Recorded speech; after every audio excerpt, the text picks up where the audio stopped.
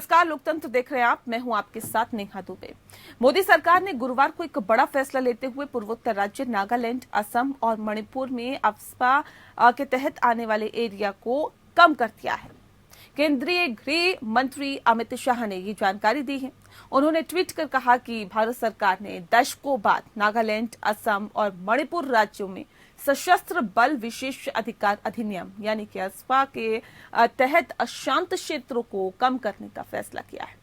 फैसले का स्वागत करते हुए शाह ने कहा कि इस फैसले से दशकों से उपेक्षित महसूस कर रहे उत्तर पूर्वी राज्यों में शांति और समृद्धि का नया युग शुरू होगा। दरअसल अफस्पा सशस्त्र बलों को अशांत क्षेत्रों में सार्वजनिक व्यवस्था बनाए रखने की शक्ति देता है।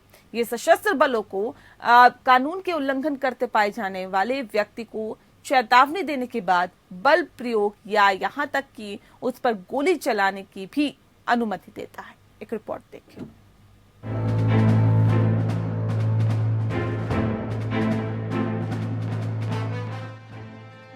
भारत सरकार ने दशकों बाद नागालैंड, असम और मणिपुर राज्यों में सशस्त्र बल विशेष अधिकार अधिनियम यानी अफस्पा के तहत शांत क्षेत्रों का दायरा कम करने का फैसला किया है।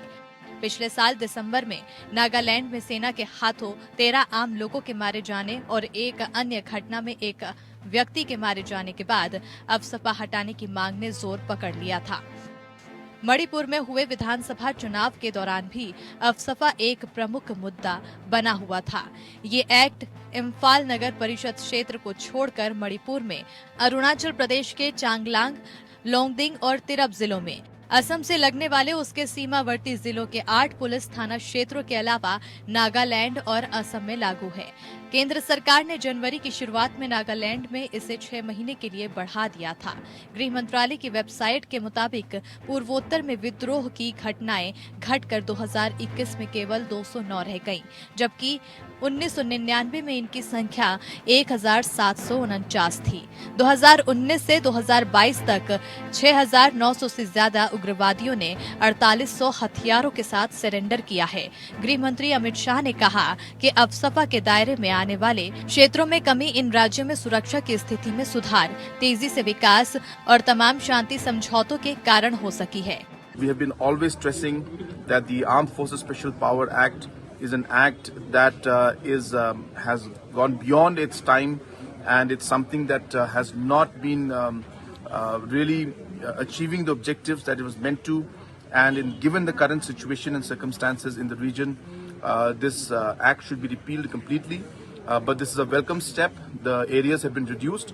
I'm sure that with this step, it's another confidence building among the people. No, you said that militancy problem, why it was started, and after addressing the issue so many times from various corners, everybody wants that ASFA should be removed. And right now, the peace has prevailed.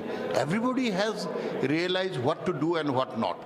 That's why if the nation, Central Union Government has taken this such type of a decision, naturally it will help to prevail peace and tranquility in the region. उत्तर पूर्व में मोदी सरकार ने शांति बहाल की है। आपको बता दें कि अफस्पा को केवल अशांत क्षेत्रों में लागू किया जाता है। अशांत क्षेत्र वो हैं जहां नागरिक शक्ति की सहायता में सशस्त्र बलों का उपयोग आवश्यक है। इन जगहों पर सुरक्षा बल बिना वारंट के किसी को भी गिरफ्तार कर सकते हैं। कई मामलों में बल प्रयोग भी हो सकता है। सुरक्षा बलों को बिना किसी पूर्व नोटिस के इलाके में अभियान चलाने और छापेमारी करने का अधिकार प्राप्त होता है। साथ ही किसी अभियान में चूक होने की स्थिति में उनके ऊपर कानूनी कार्रवाई नहीं की जाती है। पूर्वोत्तर में सुरक्षा बलों की सहूलियत के लिए 11 सितंबर 1958 को ये कानून पास किया गया था। 1989 में जम्मू कश्मीर में आतंकवाद बढ़ने पर यहाँ भी 1990 में अफस्पा लागू कर दिया गया। अशांत क्षेत्र कौन कौन से होंगे ये भी केंद्र सरकार ही तय करती है। अफस्पा की धारा 3 के तहत किसी भी क्षेत्र को विभिन्न धार्मिक, नस्ली, भाषा या क्षेत्रीय समूहों या जातियों या समुदायों के सदस्यों के बीच मतभेदों या विवादों के कारण अशांत घोषित किया जा सकता है। किसी भी क्षेत्र को अशांत घोषित करने की शक्ति शुरू में राज्यों के पास थी, लेकिन 1972 में केंद्र को पारित कर दी गई। अफसपा कानून असम, मणिपुर, त्रिपुरा, मेघालय, अरुणाचल प्रदेश, मिजोरम, नागालैंड, पंजाब, चंडीगढ़ और जम्मू कश्मीर समेत कई हिस्सों में लागू किया गया था। हालांकि बाद में कई इलाकों से इसे हटा भी दिया गया। अमित शाह की घोषणा से पहले ये कानून जम्मू कश्मीर, नागालैंड, राजधानी इम्फाल के 7 क्षेत्रों को छोड़कर मणिपुर में, असम और अरुणाचल प्रदेश के कुछ हिस्सों में लागू है। त्रिपुरा, मिजोरम और मेघालय से इसे पहले ही हटा दिया गया है। अफसपा के विरोध का जब भी जिक्र होता है तो मणिपुर की आयरन लेडी कही जाने वाली इरोम शर्मिला की भी बात होती है। दरअसल नवंबर 2000 में एक बस स्टैंड के पास 10 लोगों को सैन्य बलों ने गोली मार दी थी। इस घटना के वक्त इरोम शर्मिला वहीं मौजूद थीं। इस घटना का विरोध करते हुए 29 वर्षीय इरोम ने भूख हड़ताल शुरू कर दी थी, जो 16 साल चली। अगस्त 2016 में भूख हड़ताल खत्म करने के बाद उन्होंने चुनाव भी लड़ा था, जिसमें उन्हें नोटा से भी कम वोट मिले। फिलहाल पूर्वोत्तर राज्यों से आने वाले केंद्रीय मंत्री सर्बानंद सोनोवाल और किरण रिजिजू ने केंद्र के फैसले का स्वागत किया है। सोनोवाल ने कहा है कि अफसपा के तहत क्षेत्र में तेजी से विकास के लिए अनुकूल वातावरण तैयार होगा, जबकि केंद्रीय मंत्री किरण रिजिजू ने कहा है कि ये फैसला हमारी सरकार की प्रतिबद्धता को दर्शाता है। शांति और विकास 2 समानांतर रास्ते हैं। विकास के बिना शांति कायम नहीं हो सकती है। आज जो निर्णय हुआ है इसमें बाकी एरिया है जो जैसे कि खास करके नागालैंड है और जैसे असम है, बड़ा एरिया है, मणिपुर है, त्रिपुरा में तो पहले ही हमने अफसपा खत्म कर चुके थे वहां के राज्य सरकार से तालमेल करके। जो बचे हुए इलाकों में जो मेजर रिडक्शन हुआ है ये दर्शाता है कि नॉर्थ ईस्ट अब पूरे के पूरे पूर्वोत्तर राज्य अब शांति और विकास के पथ पर चल चुके हैं। जभी तो ये अफसपा को रिडक्शन करने का फैसला लिया है, ये बहुत ही क्रांतिकारी है। ये हमारे लिए एक सेलिब्रेशन का मौका है। असम के मुख्यमंत्री हिमंत बिस्वा शर्मा ने कहा कि 9 जिलों और एक सब डिवीजन को छोड़कर असम के सभी क्षेत्रों से अफसपा वापस लेने के पीएम मोदी के फैसले का वो तहे दिल से स्वागत करते हैं। शर्मा ने कहा कि अब असम का लगभग 60% क्षेत्र अफसपा के दायरे से मुक्त होगा। Bureau report, APN.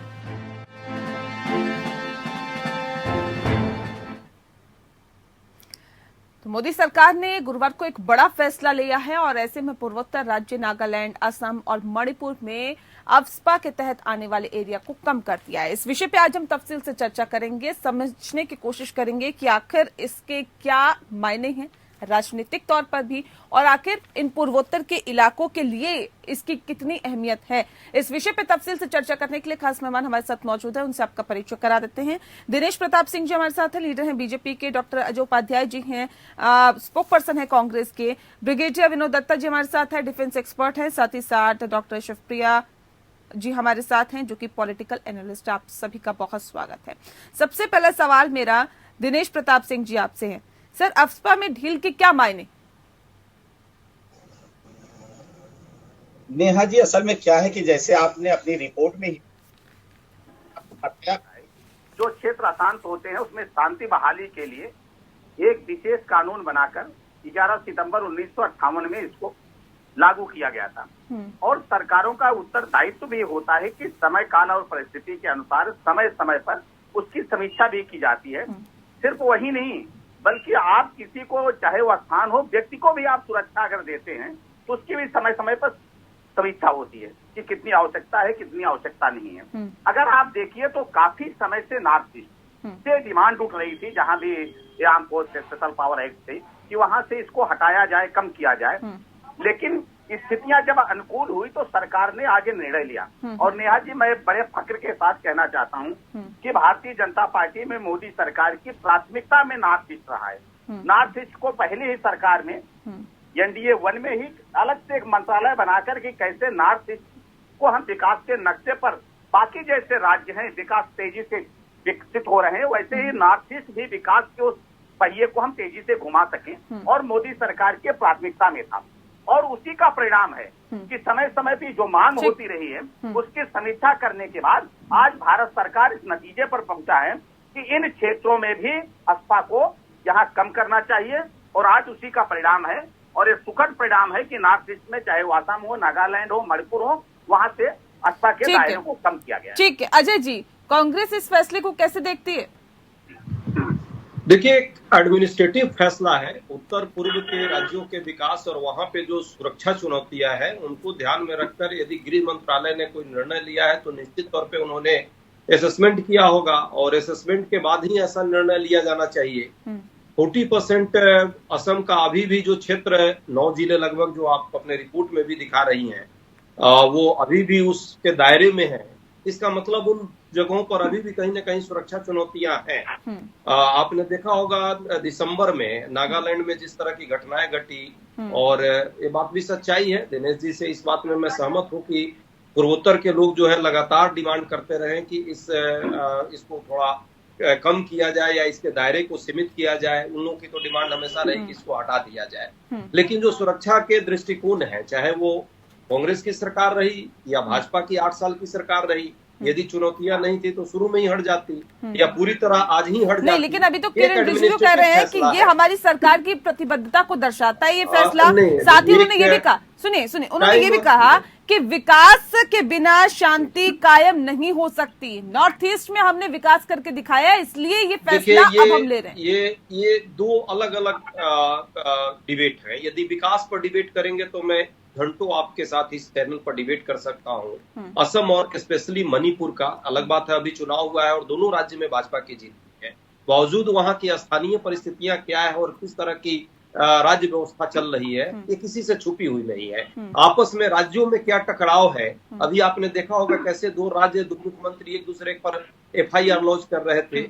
ये सच्चाई सबको पता है। किस तरह से सेना अभी कुछ दिन पहले नागालैंड में 12 लोगों की मौत हुई और एक गाड़ी में सुरक्षा कर्मी मारे, उसके कारण बहुत सारा उस जगह पे मानसिक परिस्थितियां बनी। नहीं, क्या आपको लग रहा है कि बिना हालात की समीक्षा किए ही ये फैसला ले लिया गया? नहीं, मैं फैसले से कहता रहा हूं कि एडमिनिस्ट्रेटिव फैसला है और गृह मंत्रालय अपने हिसाब से सुरक्षा चुनौतियों को ख्याल में रख करके फैसला ली है। मुझे पूरा भरोसा है कि उन्होंने जो भी लिया होगा, क्योंकि पूर्वोत्तर का राज्य संवेदनशील ये मुद्दे हैं, इन मुद्दों पर राजनीति में न करना चाहता हूं, न हमने कभी किया है, न आगे हम करेंगे। डिबेट यदि आप डेवलपमेंट बनाम पीस की बात करेंगी तो बहुत सारे राज्य हैं जहां पे डेवलपमेंट और इसका मैं तो नहीं कर रही हूँ, ये तो किरण रिजिजू कह रहे हैं कि डेवलपमेंट हुआ है वहां पर, इसलिए शांति कायम हुई है। ठीक है, डेवलपमेंट के एजेंडे अलग अलग है। डेवलपमेंट के एजेंडे में डेवलपमेंट इंडेक्स उन राज्यों का क्या है, अभी वहां पे बेरोजगारी की दर क्या है, अभी वहां महंगाई से किस तरह नौजवान परेशान है, शिक्षा का क्या हालत है, सड़कों की क्या परिस्थितियां हैं, ये सारे मिल करके उस इंडेक्स को दिनेश जी कुछ कहना चाहते हैं, सुन लेते हैं, उसके बाद मैं विनोद जी करती हूँ। उसमें पूर्वोत्तर कहाँ हमारे भारत में है, ये एक अलग डिबेट है। इस पर इसको जोड़कर आप देखेंगे तो इसका अलग मायने है। ठीक है, सुरक्षा चुनौतियों का मामला है, तो मैं ये कभी नहीं कहूंगा क्योंकि इसमें मैं राजनीति नहीं करना चाहता हूँ कि निश्चित तौर पर उसको विकास से जोड़ के देखा जाना चाहिए। मुझे याद है कि यूपीए की सरकार है, नॉर्थ ईस्ट जाने का हम लोगों ने एक यात्रा निकाली थी और उसको बुमला बॉर्डर तक जाना था। गुवाहाटी से यात्रा शुरू हुई तो उस समय आदरणीय नितिन गडकरी जी हमारे राष्ट्रीय अध्यक्ष थे।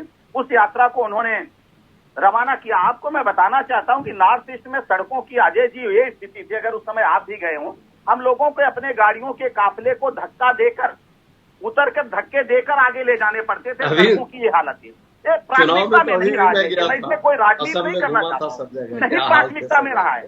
वहां पर हमारे एयर बेस की क्या स्थिति थी, यहाँ पर विनोद दत्ता जी बैठे हैं, ज्यादा बेहतर बता पाएंगे, जान लेते हैं, उनसे जान लेते हैं। लेकिन वहां पर दूसरे देशों का इंफ्रास्ट्रक्चर के मुकाबले हम कहाँ थे। लेकिन आज जब भारतीय जनता पार्टी की मोदी जी के नेतृत्व में सरकार बनी है, उसके बाद से आज नॉर्थ ईस्ट की क्या स्थिति है। एक और मैं सिर्फ मुझे एक वहां से न्यूज भेजनी थी, मैं वहां दिन भर साइबर कैफे में बैठा रहा, वो न्यूज नहीं भेज पाया। ये स्थिति नॉर्थ ईस्ट की उस समय होती थी। लेकिन आज मैं फख्र के साथ कह सकता हूं कि मोदी जी के नेतृत्व में जैसे देश के अन्य 15 साल पहले और भी जगह न्यूज भेजना आसान नहीं था ग्रामीण क्षेत्रों, और मुझे लगता है इसके बाद और तीव्र गति से विकास होगा। ठीक है, विनोद दत्ता जी, क्या वाकई आपको लगता है कि पहले से अब पूर्वोत्तर में हालात बेहतर है, इसलिए सरकार ये फैसला ले रही है और अपनी प्रतिबद्धता को जता रही है, जिस बात का जिक्र अभी रिजिजू साहब कर रहे थे? क्या वाकई आपको लगता है, एक रक्षा विशेषज्ञ के तौर पर आप मुझे बताइए कि क्या वाकई पहले से अब की तुलना अगर हम करें तो हालात बेहतर हुए हैं? क्योंकि वहां पर अफस्पा कब से लगाया गया था ये भी सार्वजनिक है। दिनेश जी कह रहे हैं कि वक्त वक्त पर समीक्षा होती है, हमने भी समीक्षा की, हमारी सरकार ने भी समीक्षा की। अब हमें लगा कि जी हालात बेहतर हो रहे हैं और अब जो घटनाएं हैं विद्रोह की वहां पर कम हो रही है, इसलिए अब हालात ये हैं कि इसमें ढील दी जा सकती है। क्या वाकई आपको भी ऐसा लगता है? देखिए, नॉर्थ ईस्ट में मैंने काफ़ी सर्विस की है और इसमें दो पहलू हैं जिस बात का आप जिक्र कर रही हैं। एक तो अगर वहाँ की जो इंटरनल जो स्टेबिलिटी है, अगर आप उसकी बात करती हैं, और अगर सरकार के पास इस तरह की रिपोर्ट है कि भाई स्टेबिलिटी आ गई है, तो ये स्पेशल जो पावर्स एक्ट है उसको रिपील किया गया है, तो ये अच्छी बात है, क्योंकि ये एक ऐसे प्रिकॉशनरी मेजर्स हैं जो लिए जाते हैं, या इस तरह की जो पावर्स हैं वो जो सिक्योरिटी फोर्सेस हैं उनको दी जाती हैं, क्योंकि वो अगर एम्पावर्ड नहीं होंगे तो वो ऑपरेशंस इन इलाकों में नहीं कर सकते। क्योंकि इंसर्जेंसी में देखिए सबसे बड़ा जो फैक्टर होता है वो लोकल सपोर्ट का होता है और उसी पे ये थ्राइव करते हैं। मैंने वहां कई ऑपरेशंस किए हैं। दूसरी चीज विकास की है, तो मैं उपाध्याय साहब से बिल्कुल सहमत हूं, क्योंकि विकास के नाम पे हाल ही में मैं नागालैंड गया था, वहां एक समीक्षा करनी थी मुझे। आप बिलीव नहीं करेंगे, दीमापुर से नागालैंड पहुंचने में 5 या 6 घंटे लग गए। 80 किलोमीटर का वो है। जब मैं वहां एक यंग ऑफिसर्स हुआ करता था तब सड़कों की हालत काफी अच्छी हुआ करती थी। कई राज्यों में अभी भी इतने मतभेद हैं। आपको मैं बताता हूं कि वहां कई राज्यों में अभी भी आपका पहुंचना बड़ा मुश्किल है। जिस तरह का गुंडा टैक्स कई स्टेट्स में लिया जा रहा है, सरकार को उस पर ध्यान देना पड़ेगा। आपको ये चीजें बिल्कुल, देखिए, स्पेशल पावर्स एक्ट को रिपील कर देना या उस पर थोड़ी ढिलाई दे देना बहुत अच्छी बात है, क्योंकि हर सिटीजन, हर सियासतदान, हर जो गवर्नमेंट ऑफिसर है वो यही चाहता है कि अमन और शांति रहे और डेवलपमेंट हो। हाँ, नॉर्थ ईस्ट थोड़ा नेग्लेक्टेड है, लेकिन नॉर्थ ईस्ट में कोई फंड्स की कमी नहीं है, क्योंकि जिस तरह का मिसयूज वहां देखा गया है, क्योंकि हम तो वहां हर एक जो गांव बूढ़ा कहते हैं, जिसे जो हमारे यहाँ सरपंच हैं, क्योंकि आप नागालैंड को देखिए, करीब 18 जातियां हैं वहां, लेकिन केवल 2 जातियों के अलावा कोई किसी की भाषा भी नहीं समझता है, और नागालैंड कोई बहुत बड़ा राज्य नहीं है। जी। तो वहां गांव बूढ़ा जो कॉन्सेप्ट है या जो इस तरह के जो इंस्टीट्यूशंस हैं, हाँ, उनका बहुत महत्व होता है। तो डेवलपमेंट की बात जो सरकार कर रही है, डेवलपमेंट देखा गया है, खासकर जो नॉर्थ ईस्ट में, अरुणाचल प्रदेश वगैरह में जो डेवलपमेंट देखा गया है वो रिएक्टिव है, क्योंकि सरकार ने पहले वहां जो एक्शंस लिए थे वो इसलिए नहीं लिए थे क्योंकि कई सरकारों का, ये मैं किसी सरकार विशेष का नाम नहीं लेना चाहता, लेकिन जब हम वहां पोस्टेड थे तो ये कहा जाता था कि साहब हम इंफ्रास्ट्रक्चर डेवलप नहीं करेंगे क्योंकि चीन आके उनको इस्तेमाल कर लेगा। अरे ये कहा, क्या आप अपने बच्चे को ड्राइविंग नहीं सिखाएंगे क्योंकि एक्सीडेंट हो जाएगा? भाई एक्सीडेंट तो रोज हो रहे हैं, लेकिन आज हम रिएक्टिव हैं क्योंकि हमने 2 बड़े बड़े फेस ऑफ्स देखे हैं। ठीक है, वी आर ऑलरेडी, जी ठीक है। डॉक्टर शिवप्रिया भी हमारे साथ जुड़े हुए हैं। डॉक्टर शिवप्रिया, क्योंकि लगातार इस तरह की मांग वहां से उठती रही है कि अफस्पा में ढील दी जा सके, इसे हटाया जाए। अब जब इसमें ढील दी गई है तो पूर्वोत्तर के लोग इसे किस तरह से देख रहे हैं, पहली बात ये, और क्या ये वाकई बीजेपी के एजेंडे में था जिस कदम को अभी उठाया गया है, या फिर ये सीधे 2024 को देखते हुए ये फैसला लिया गया है? क्योंकि कुछ लोगों का ये भी कहना है, विपक्ष भी कह रहा है कि देखिए विकास तो वहां पे नहीं हुआ जिस आधार पर ये लिया गया, और दूसरी बात ये, इसका भी आप जवाब दीजिएगा, क्योंकि सरकारी आंकड़ों में कहा गया कि विद्रोह की घटनाएं वहां पर कम हो रही है, इसी आधार पर ये फैसला लिया गया है। क्या वाकई रियलिटी भी ऐसी है क्या? देखिए, जहां तक आसपा के पावर को कम करने का मामला है, इसके विषय में इसके 2 पक्ष सीधे हैं। इसका एक पक्ष जुड़ता है नागरिक के लोकतांत्रिक अधिकारों को लेकर, और दूसरा पहलू ये है कि जिन क्षेत्रों में आसपा को लगाया गया है, ये सभी लगभग सामरिक दृष्टिकोण से बॉर्डर एरियाज हैं। इनके आसपास कई अन्य देश हैं, और जब हम अशांत क्षेत्र की बात करते हैं तो अशांत क्षेत्रों की निर्मित में बाहर के राष्ट्रों का कितना योगदान होता है, इसको भी एनालाइज करना चाहिए।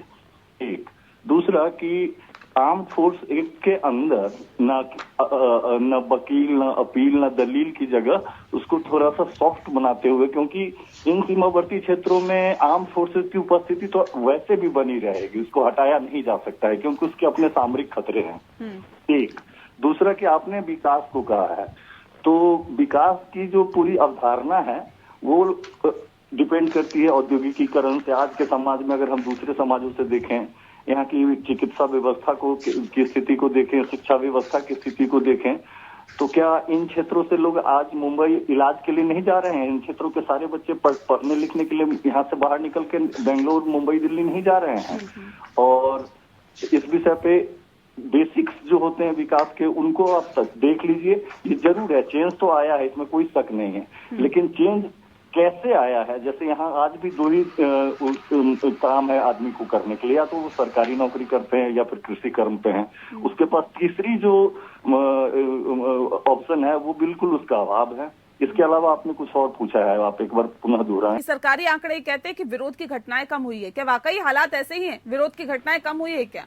देखिए, 70 में एक उभार था कि यहाँ के काफी लोग भारत सरकार से नाराज थे, और उनकी नाराजगी का कारण भी था कि समाज का बड़ा हिस्सा बेरोजगारी से टैकल कर रहा था। लेकिन धीरे धीरे 1-2 पीढ़ियों के बाद इन लोगों को ये एहसास होने लगा कि इस रास्ते से हम कुछ भी नहीं पा सकते हैं। तो आज का जो युवा पीढ़ी है वो खुद को किसी भी किस्म के आपराधिक माहौल से दूर रखना चाहता है। वो बाहर भीतर जाता है, वो हर तरह के सोसाइटी को देखता है, उसकी शिक्षा दीक्षा होती है, तो उनको ये समझ में अब आने लगा है कि ये इस रास्ते से हमें कुछ हासिल होना नहीं है। तो युवा पीढ़ी के सोच के बदलाव के कारण ये सच है कि इस तरह की घटनाओं में काफी कमी आई है, और उनकी एक्टिविटी लगभग समाप्त प्राय है। क्योंकि एक देश की इनकी मांग होती थी उस समय, सबसे गंभीर मांगों में एक मांग होती थी। तो यहाँ के लोकल ही ने मुझे बताया कि ठीक है, देश तो बना लोगे, लेकिन नमक कहाँ से लाओगे, क्योंकि हमारे पास कोई समुद्री सीमा नहीं है। दूसरी चीजें जो थी उनमें ये था कि भारत सरकार ने भी अपने ढंग से धीरे धीरे चैनल्स को इन राज्यों तक पहुंचाया है, जिसके सप्लाई लाइन ने काफी मदद की है इन चीजों के इरिडिकेशन में। आज के डेट में पिछले 8 दिन से नागालैंड रोड ब्लॉकेज करके रखा हुआ है मणिपुर का, हजारों लोग परेशान हैं। इसको लेकर कोई समाधान की स्थिति नहीं बन पा रही। उनका अपना जमीनी विवाद है, हजारों ट्रक खड़ी हैं, सप्लाई लाइन कटी हुई है, चिकित्सीय सामग्री नहीं आ रही है, इनको लेकर कोई मीटिंग्स नहीं की जा रही। इनके आपस के संबंध को भी तो देखना होगा कि किस तरह से इसको हैंडल करेगी भारत सरकार। ये है। ठीक है दिनेश जी, आपने सुना होगा शिवप्रिया जी को, ये कह रहे हैं कि देखिए लोगों में समझदारी आई है। इस बात में भी आप लोग क्रेडिट ले लेते हैं कि विद्रोह की घटनाएं कम होने लगी, वहां पर लोगों में समझदारी आई है, इसलिए विद्रोह की घटनाएं कम हो रही है। क्योंकि अभी जो बयान में सुन रही थी सर, रिपोर्ट में हमारे जो चलाए गए थे, वो ये कह रहे थे कि देखिए वहां विकास हो गया, वहां हमने तो ऐसा इंफ्रास्ट्रक्चर लगा दिया जिससे कि लोग अब उसके मायने समझने लगे हैं, इसलिए विकास के बिना शांति कायम नहीं है, इसलिए वहां पे शांति कायम हुई है क्योंकि हमने वहां पे विकास किया है। अभी जो शिवप्रिया जी कह रहे हैं, या विनोद दत्ता जी ने कहा, या फिर अजय उपाध्याय जी ने कहा कि विकास का कोई लेना देना ही नहीं है इससे, ये तो सर एक फैसला लिया गया है। सर आपने जो कहा कि समझदारी कैसे लोगों में बढ़ती है मियां जी, समझदारी बढ़ने का भी तो कोई कारण होना चाहिए। कितने दिनों तक समझदारी नहीं बढ़ी थी, अचानक से समझदारी बढ़ गई। जब अटल बिहारी वाजपेयी जी जब प्रधानमंत्री बने तो पहली बार उन्होंने देखा कि जो उपेक्षित राज्य हैं उनको कैसे हम स्ट्रीमलाइन में लाएं। पहली बार उन्होंने कोशिश की, और उस कोशिश को आगे आज किसने बढ़ाया? नरेंद्र मोदी जी ने। क्या नॉर्थ ईस्ट के स्टेट के सभी जनपदों में रेल सेवा थी? आज भी नहीं है, उस पर प्रयास चल रहा है। अभी जिसकी बात विनोद जी कह रहे थे, अभी सड़क मार्ग हो सकता है हर जगह न पहुंच पाया हो, लेकिन जिस तेजी से आज 6 एयरपोर्ट के विकास, जब सड़क ही नहीं बनी सर, किसी विकास के डेवलपमेंट होता है, किसी क्षेत्र के किसी राज्य के किसी जिले के विकास का आईना सबसे पहले तो सड़क होती है सर। जब सड़क ही नहीं बनी तो बाकी का काम आपने क्या किया फिर? अगर आपको कभी नॉर्थ ईस्ट इसके पहले 14 के पहले जाने का अवसर प्राप्त हुआ हो, अब जाने का अवसर प्राप्त हो, तो जरा आप जाके देखिए ना, तब अंतर महसूस होगा। सर जो गए हैं वो तो अपना एक्सपीरियंस बहुत अच्छा नहीं बता रहे हैं। पहले भी गए हैं और आज 14 के बाद भी जा रहे हैं।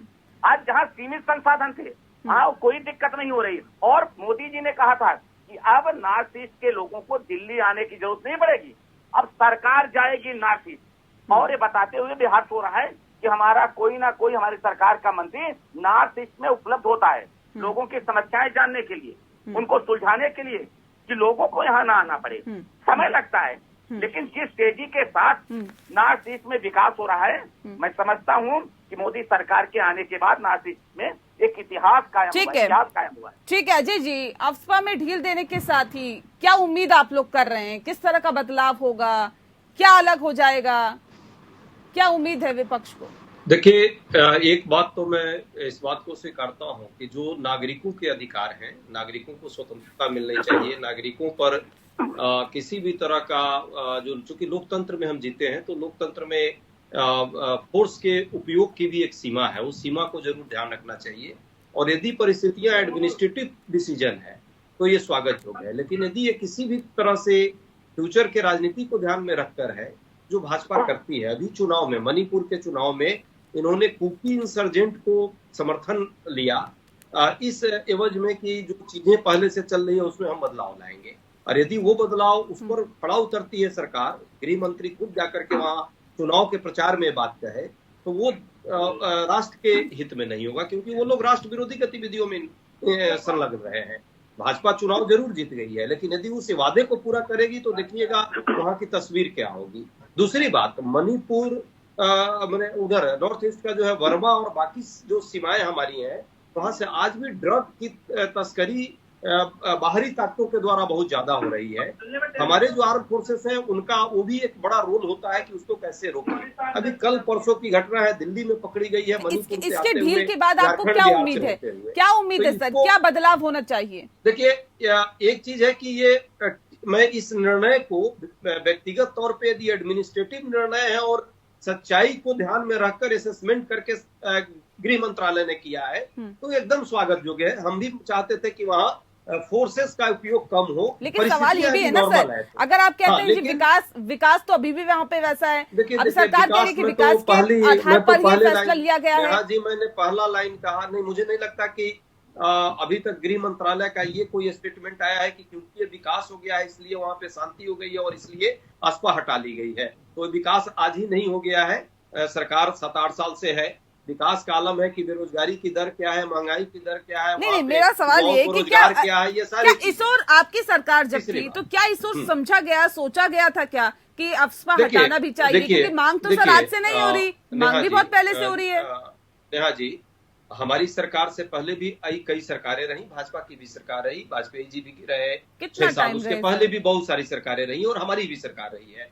हमने भी उत्तर पूर्व पर हमने कभी राजनीति नहीं की और एक परंपरा रही है 2014 से पहले कोई भी सरकार उत्तर पूर्व को लेकर जो संवेदनशील प्रदेश थे, चाहे जम्मू कश्मीर हो या उत्तर पूर्व का राज्य हो या नक्सल प्रभावित क्षेत्र हो, वहां किसी की भी सरकार थी, जैसे भाजपा की सरकार छत्तीसगढ़ में होती थी, नक्सल प्रभावित क्षेत्र था, गृह मंत्री हमारे पी चिदम्बरम साहब होते थे, वो भी जाते थे तो राज्य सरकार को इस काम के लिए पीठ थपथपाते थे ताकि ये इंसर्जेंसी बढ़े नहीं, अलगाववाद को कोई पीठ नहीं थपथपाएगा। ये एक सहमति होती है सरकारों के बीच में और उसके कारण अब ठीक है राजनीतिक मंच पर हम आकर एक दूसरे को नीचा दिखाने के लिए कुछ भी बोल ले, लेकिन जब सरकारी लेवल पर बात होती है तो इंसर्जेंसी को सपोर्ट कोई कर ही नहीं सकता और उसको डिमोरलाइज करने के लिए हम विपक्ष की भी सरकारें हैं, हम उसको भी समर्थन करते हैं। सच्चाई को ग्राउंड में देखना होगा कि इससे विकास के क्या मापदंड है और ये कितना आगे बढ़ पाएगा। ठीक है,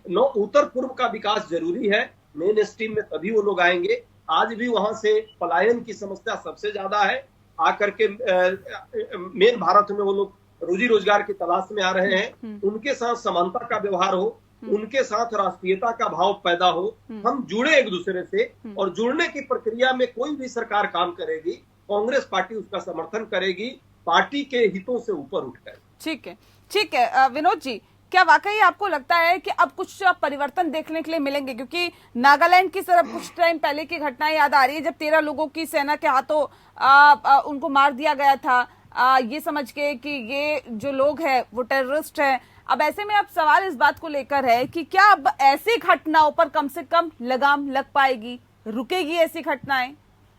देखिए, पहली बात तो मैं ये बिल्कुल बात साफ कर देना चाहता हूं कि वो जो ऑपरेशन हुआ था उसमें बिल्कुल हार्ड इंटेलिजेंस थी।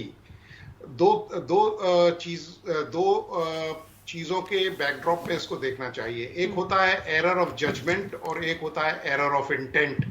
तो ये कोई एरर ऑफ इंटेंट नहीं थी, क्योंकि भारतीय सेना को या जो हमारे जो सिक्योरिटी फोर्सेस हैं आप ये बात तो बिल्कुल मानेंगी कि भारतीय सेना जब लोगों को अपने कंधों पे, अपने पीठ पे लोगों की मदद कर सकती है, उनकी सुरक्षा कर सकती है, तो कभी ये मंशा नहीं रहती भारतीय सेना की कि किसी भी, क्यों ऑपरेशन 3 या 4 दिन चलते हैं वादी कश्मीर में या नागालैंड में, क्योंकि आर्मी चाहे तो वो 4 घंटे में ऑपरेशन मुकम्मल हो सकता है, लेकिन भारतीय सेना अपने सीने पे गोली लेने को तैयार है, लेकिन वो ये नहीं चाहती कि कोई भी मासूम सिविलियन या जो असैनिक वहां है वो हताहत हो। तो पूरी एहतियात बरती जाती है। हार्ड इंटेलिजेंस थी, उन लोगों को पता लग गया था, उन्होंने ये बीच में से लोग उतर गए थे। तो इस बात के लिए ये कह देना कि साहब सेना ने उनको मार दिया, मैं आपकी बात से सहमत नहीं हूं। दूसरी चीज देखिए, ये जो विशेषाधिकार दिए जाते हैं वो भी लोगों की सुरक्षा के लिए ही दिए जाते हैं, क्योंकि आप देखिए कश्मीर को ले लीजिए। कश्मीर में क्या है, केवल 15% लोग हैं जो गुमराह हैं, बाकी तो अमन पसंद लोग हैं। 5 डिस्ट्रिक्ट हैं कश्मीर में जिसमें आतंकवाद है, या जो नॉर्थ ईस्ट में आप देखिए। तो मेरा कहने का मतलब यह है कि ये अगर वहां की जो सूरत हाल है अगर वो अच्छी है तो बहुत बढ़िया बात है, क्योंकि हम तो ये पूरा चाहते हैं कि पूरे भारतवर्ष में शांति रहे। क्योंकि देखिए, इंसर्जेंसी ये पुलिस का काम है, it is not an army job, क्योंकि पुलिस बल हमारे पास पर्याप्त नहीं है। कई जगह जो स्टेट पुलिस है वो तो बिल्कुल ही डिफंक्ट है, क्योंकि पहले जब हम लोग ऑपरेशंस के लिए जाया करते थे, जनरली एक लोकल गाइड हमें मिला करता था पुलिस का, तो कई बार हमें ये देखने को मिलता था कि वो खुद मिला हुआ है, तो हम लोगों ने उसको बंद कर दिया। तो इस तरह की जो ऑपरेशंस हैं, जो हार्ड इंटेलिजेंस हैं या जो स्पेशल पावर्स दी गई थी, वो वहां के लोगों की भलाई के लिए दी गई थी। ठीक है सर, ठीक है। शिवप्रिय जी, सवाल ये भी है कि जिस तरह से फैसला लिया गया है, क्या वाकई आपको लगता है कि भारतीय जनता पार्टी के लिए आने वाले चुनावों में फायदेमंद होगा? इसीलिए मैं इसको चुनाव से जोड़ रही हूं सर, क्योंकि 2024 का लोकसभा चुनाव बेहद करीब है और महज 2 साल ही बचे हैं, और ऐसे में वो भी 2 साल भी पूरे नहीं है। लेकिन क्या आपको ऐसा लगता है कि इसका राजनीतिक तौर पर फायदा लेने की कोशिश भी की जाएगी? जी, ये तो एकदम स्पष्ट है कि इस तरह के फैसलों के पीछे कई राजनीतिक निहितार्थ हैं, इसमें कोई शक की बात नहीं है, और वो मिलना भी चाहिए, क्योंकि जिस सरकार ने ये डेयरनेस दिखाया है उसे ये लाभ मिलेगा भी, इसमें कोई कहने की बात नहीं है। इससे पहले मैं आपका ध्यान एक और बात की तरफ दिलाऊंगा। ये जो आस्था कानून है उसका फर्स्ट डिजाइन तैयार किया गया था अंग्रेजों के द्वारा औपनिवेशिक काल में, जब महात्मा गांधी ये कर रहे थे क्विट इंडिया मूवमेंट, तो वहाँ की जागरूकता इन क्षेत्रों में न फैले, उसको लेकर ये स्पेशल पावर एक्ट डिजाइन किया गया था, जिसको कि भारत सरकार ने आजादी के बाद नॉर्थ ईस्ट के राज्यों के विलय के बाद लागू कर लिया। क्योंकि एक व्यक्ति ने इस डिबेट में कहा है कि कई बार सड़कें नहीं थी, सड़क ही नहीं, कई अन्य आधारभूत संरचनाएं ही नहीं थी, जिन संरचनाओं के सहारे कोई भी तरह का रोकथाम किया जा सकता था, जो धीरे धीरे करके आज तक डेवलप हुआ है। तो इस संदर्भ में ये लाभ तो मिलना ही है। शिवप्रिय जी, मैं एक बार फिर से आपका रुख करना चाहूंगी सर, क्योंकि ये कहा गया, अभी दिनेश जी को आपने सुना होगा, उनका ये साफ तौर पे कहना है कि देखिए, अगर आप जागरूकता की बात करते हैं, नई पीढ़ी की बात करते हैं, तो जागरूकता बढ़ाने की कोशिश सरकार की तरफ से की गई है। क्या आपको ऐसा लग रहा है कि इस ओर भी कदम उठाया गया कि वहां पर शांति बहाली हुई?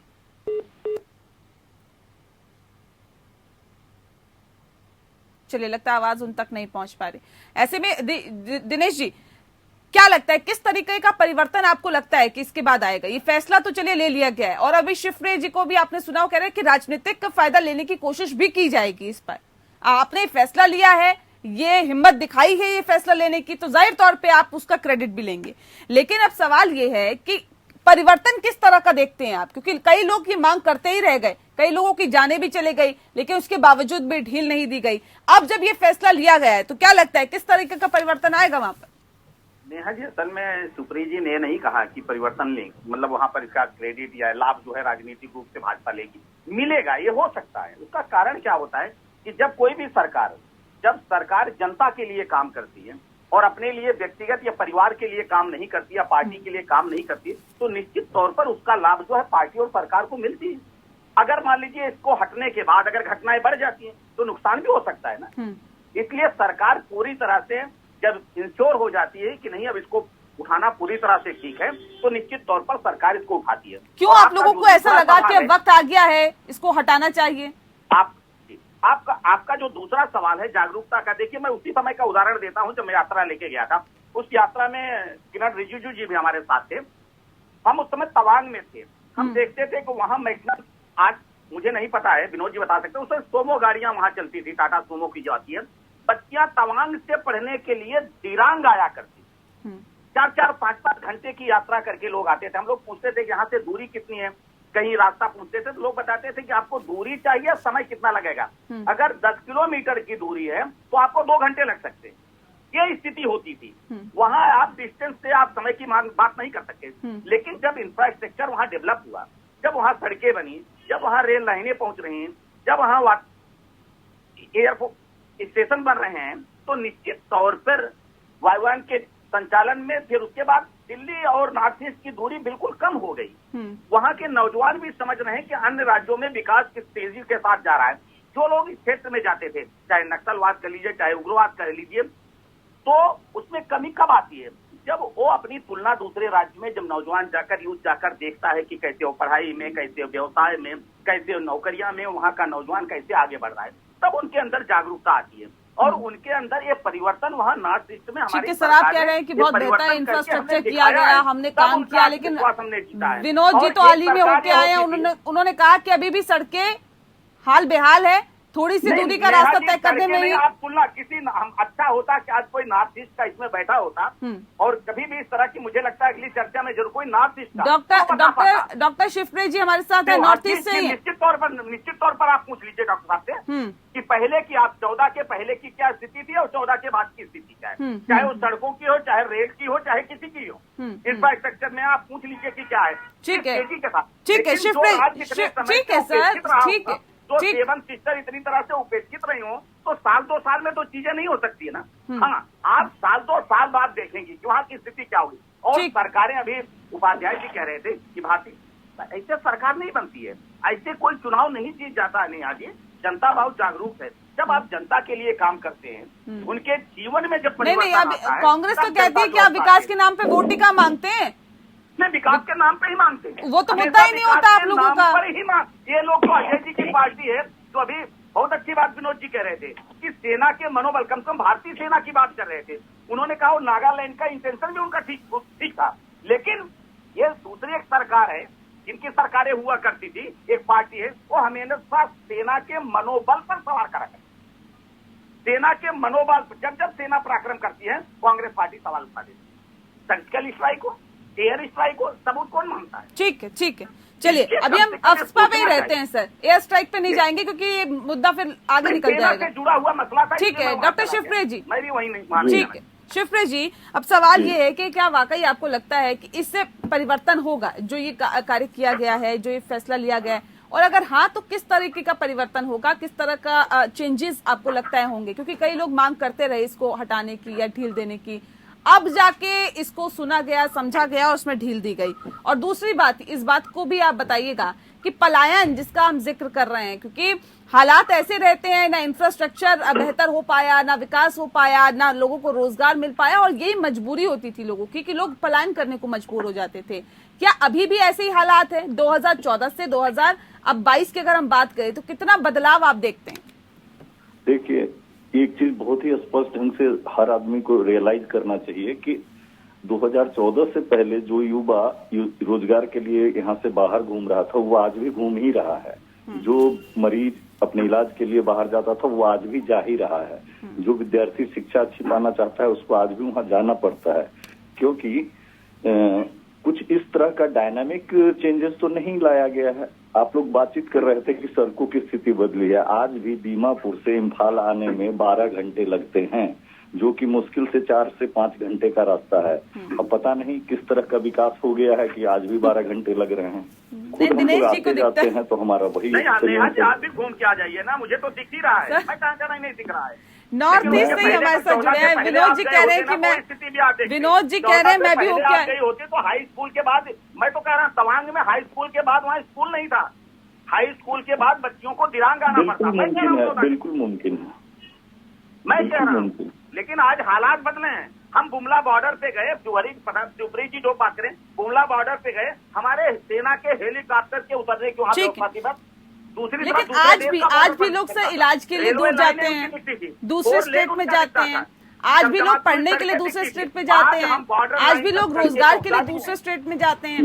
आज भी हालात, ये जोड़ना चाहूंगा कि यदि निजी अस्पताल खुल गए हैं, यदि निजी स्कूल खुल गए हैं, कॉलेजेस आ गई है, तो उसको आप विकास के दायरे में नहीं ला सकते हैं। अगर आज एयरटेल और जियो यहाँ सर्विस अच्छी दे रहा है तो क्या उसको सरकारी विकास के अंतर्गत आप रखेंगे? सरकारी विकास नहीं, लेकिन सुप्रीम जी जब आप फोन ही नहीं कर पाते थे, आज कम से कम आप फोन अपने दो लोग आपके नाते रिश्तेदार उसके लिए मैं मुकेश अंबानी और आदित्य बिरला का अनुग्रही रहूंगा। नहीं, आप वो देश के हैं, कहीं विदेश के नहीं हो लोग। वो लोग आज भी हमको नहीं लगता है जो फोन आप इस्तेमाल कर रहे होंगे, पता नहीं किसका इस्तेमाल कर रहे हैं। नेहा जी, अभी रोड और डेवलपमेंट की बात हो रही है। ये आपका कैमरामैन यदि दिखा सके तो एक फोटो मैं दिखा रहा हूँ। ये सड़क का बीचों बीच सड़क पर हम हैं, हमारे साथ छत्तीसगढ़ के मिनिस्टर हैं और हम लोग चुनाव प्रचार में आज से 1 साल पहले 26 मार्च को कार्बी आलंग कुलोनी मार्ग जो है उस मार्ग का ये हालात है। अब इससे ज्यादा तो मैं नहीं, कुछ प्रत्यक्ष के लिए प्रमाण की जरूरत है। इस सड़क को आप चाहें तो मैं भेज दूंगा दिनेश जी को, इसको दिखवा लेंगे। जहां तक बात अन्य मुद्दों की है, बीच में वो चला रहे होंगे, जरूर उनको दिक्कत दर्द हो रहा होगा। जहां तक बात इन्होंने चुनाव जीतने को और सरकार की नीतियों की बात की है, सच बात है, चुनाव आप जीत रहे हैं, लेकिन क्या इससे हम भूल जाएंगे कि महंगाई देश में नहीं है, बेरोजगारी देश में नहीं है? क्या इससे हम भूल जाएंगे कि वो जो 40 सैनिक हमारे पुलवामा में शहीद हुए उनकी आज तक जांच नहीं हुई? क्या इससे हम भूल जाएंगे कि नॉर्थ ईस्ट में अभी भी बाहरी ताकतों का प्रभाव बढ़ा है? क्या हम इससे भूल जाएंगे कि क्या LAC पर चाइना हम उस हिस्से पे नहीं आ गया है जो विवादित है? क्या इससे हम भूल जाएंगे कि उरी और पठानकोट में ISI को आपने नहीं दिया था? जो गलतियां सरकार करती है उसको लोग जानते हैं, समझते हैं, ठीक है। चुनाव जीतने और हारने के अपने परिप्रेक्ष्य हैं, वो आपके इक्वेशन होते हैं, उस इक्वेशन पे जीतते और हारते हैं, लेकिन जो सच्चाई है उसको स्वीकारिए। अभी चूंकि जो मुद्दा है बहुत ही संवेदनशील मुद्दा है, जिस पर आप नॉर्थ ईस्ट के मुद्दों पर चर्चा कर रही है, मैं भटकाना नहीं चाहता इस मुद्दे को। एडमिनिस्ट्रेटिव डिसीजन है तो स्वागत योग्य है, राजनीतिक डिसीजन है तो इसके दूरगामी अहित देश के लिए होंगे, लेकिन नॉर्थ ईस्ट के लोगों के कल्याण के लिए, सिविल सोसाइटी को मजबूत करने के लिए, यदि वहां के लोगों को सेना से मुक्ति शांतिमय ढंग से मिले तो इसका मैं स्वागत करता हूं। ठीक है। अफ्स्पा के तहत आखिर नेगेटिव पॉइंट्स क्या रहते थे विनोद दत्ता जी? मैं ये समझना चाहती हूँ कि नेगेटिव पॉइंट्स क्या रहते थे। एक तो ये कि अगर देखिए अभियान में चूक हो जाती थी तो कोई कार्रवाई, कानूनी कार्रवाई नहीं हो पाती थी सेना के खिलाफ, और क्या नेगेटिव पॉइंट रहते थे जिसके लिए लगातार लोग मांग कर रहे थे जिसको तो हटाइए, सबसे पहले इस कानून को निरस्त करिए? देखिए, नेगेटिव पॉइंट इसका कुछ नहीं था। मैंने आपको पहले भी कहा कि ये जितने विशेषाधिकार दिए जाते हैं ये वहां के लोगों की सुरक्षा के लिए हैं। आप ये देखिए, क्या जितने इंसर्जेंट्स हैं या क्या जितने आतंकवादी हैं या एंटी नेशनल एलिमेंट्स हैं, क्या वो समाज का भला कर रहे हैं? क्या वो वहां के जो बाशिंदे हैं उनका भला कर रहे हैं? नहीं। सिक्योरिटी फोर्सेस की वहां क्यों जरूरत है? क्योंकि वहां की पुलिस नाकाम है, वहां की हुकूमत इफेक्टिव नहीं है। और अगर आप ये देखिए कि इंसर्जेंसी पुलिस का काम है, अगर पुलिस इफेक्टिव नहीं है या जो स्टेट पुलिस है वो इफेक्टिव नहीं है, इसीलिए ये विशेषाधिकार दिए गए हैं। क्योंकि अगर आप मुझे बताइए कि कल को कहीं डकैती पड़ती है और आप उस समय ये कहते हैं कि यार अब हम हथियार खरीदने जाएंगे या अब हम पड़ोसी से हथियार मांग के हम कोई कार्रवाई करेंगे, तो ये काम नहीं किया जा सकता। जब हार्ड इंटेलिजेंस मिलती है तभी इस तरह की जो शांति बहाल की जाती है।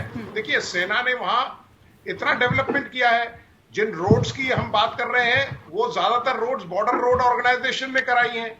ज्यादातर सेना वहां स्कूल चला रही है, ज्यादातर सेना वहां के जो लोग हैं उनको मुख्य धारा में लेके आ रही है। तो नेशन बिल्डिंग में सेना का बहुत योगदान है। और ये देखिए, विशेषाधिकार का हनन, आप मुझे बताइए, चलिए आप ये तो मानने को तैयार है कि साहब 13 लोगों को मार दिया गया किसी गलतफहमी की वजह से। हाल ही में आपने देखा होगा नॉर्थ ईस्ट में एक कर्नल साहब जा रहे थे, उनकी बड़ी निर्मम हत्या हुई, उनका बच्चा भी साथ था, 5 या 6 साल का, टीवी पे काफी दिखाया गया। क्या वो मानवाधिकार हनन में नहीं आते? ठीक है। क्या जो सैनिक अधिकारी या सैनिक जवान है, क्या वो किसी के बच्चे नहीं है या किसी इस देश के लाल नहीं है? तो मेरा कहने का मतलब ये है, क्योंकि हम भी किसी दूसरे प्लेनेट से नहीं आए हैं। ठीक है। हमारा मतलब यही है कि हम उस प्रदेश की, अपने देश को सर्वोपरि रखते हुए वहां के जो लोग हैं, अधिकांश लोग इंसर्जेंसी में कितने लोग लुप्त होते हैं? 5%, 10% लोग। या तो उनको बंदूक पकड़ा के या बंदूक दिखा के उनको इन्फ्लुएंस किया जाता है। वहां की जो बहू बेटियां हैं उनके साथ जुल्म किए जाते हैं, वहां के लोगों को धमकाया जाता है। गुंडा टैक्स अभी भी चलता है नागालैंड में। ठीक है, मैं शिवप्रीत जी से जान लेती हूँ। शिवप्रीत जी, अभी आपने सुना विनोद दत्ता जी को, बहुत संक्षिप्त जवाब दीजिएगा छोटा सा, कि आखिर क्या नेगेटिव पॉइंट थे? वो तो कह रहे कुछ नेगेटिव पॉइंट नहीं थे, लोगों के हित के लिए वहां पे सेना को तैनात किया गया, इस कानून को लाया गया। अब आप बताइए कि फिर क्यों इसका विरोध हो रहा था सर इतना? देखिए, इस वाक्य का तो मैं समर्थन करता हूँ कि ये कानून आम आदमी की सुरक्षा को सुनिश्चित करने हेतु ही लाया गया था। जी। लेकिन हमें ये भी देखना पड़ेगा कि 2002 से लेकर 2012 के बीच में सुप्रीम कोर्ट ने एक प्रोब बैठाया है सीबीआई के थ्रू कि 1528 किलिंग्स क्यों हुई है, और ये इलीगल किलिंग्स हैं। तो इसका जवाब कौन देगा? एक बात। दूसरा बात कि वो जो रूल है उसके अंदर किसी भी समय किसी भी व्यक्ति को, स्त्री हो पुरुष हो, उसको सेना उठा लेती है। अब ये किसी भी समाज परिवार के लिए काफी सदमे की स्थिति होती है। आप उठाओ, लेकिन उसका कोई तरीका होना चाहिए, है ना आखिर। और इन किलिंग्स का फिर कौन जवाब देगा?